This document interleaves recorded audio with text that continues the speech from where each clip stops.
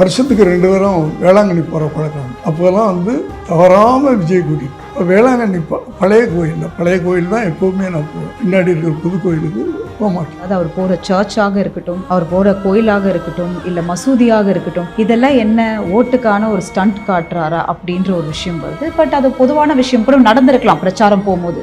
இதுக்கு உங்களோட கருத்து என்ன? அவர் பிறந்ததுல இருந்து எனக்கு வந்து வருஷத்துக்கு 2 தரம் வேளாங்கண்ணி போகிற பழக்கம். அப்போல்லாம் வந்து தவறாமல் விஜய் கூட்டிட்டு வேளாங்கண்ணி பழைய கோயில் தான் எப்போவுமே நான் போவேன். பின்னாடி இருக்கிற புது கோயிலுக்கு போக மாட்டேன். அந்த பழைய கோயிலில் வாசல்ல இருந்து பீடம் பக்கத்தில் வரைக்கும் நான் நீல் பண்ணி நடந்து போவேன். அது பக்கத்தில் விஜய் நீல் பண்ணி வரும். 2 பேரும் நீல் பண்ணி அப்படியே இது வரைக்கும் போவோம். சோபா வந்து டாக்டரை வச்சுக்கிட்டு அப்படியே எங்க கூட நடந்து வருவார்.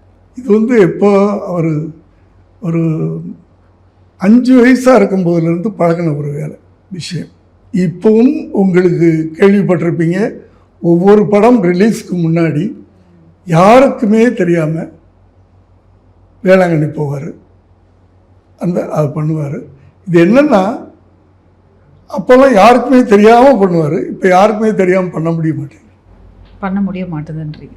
இப்போதான் கேட்டை திறந்து வெளியே வந்தாவே வீட்டுக்குள்ளே இருக்கிற வரைக்கும் தான் அவருக்கு பிரைவசி.